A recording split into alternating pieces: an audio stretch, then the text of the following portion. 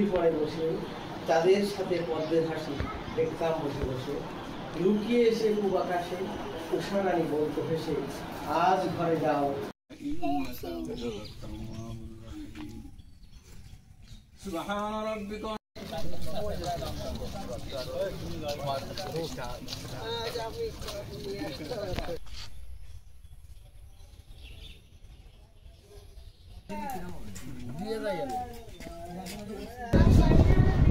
Member, উকিল ভাই, সাংবাদিক, আজিজ মডল, রব্বুল আলামিন আল্লাহ আজকে আমাদের জীবনে আল্লাহ আমরা সকলে ৩২তম মৃত্যুবার্ষিকীতে সমবেত হয়েছি।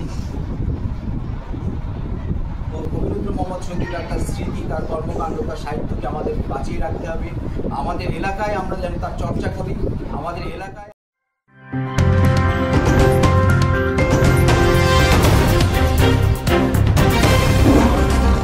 Voice of Tiger.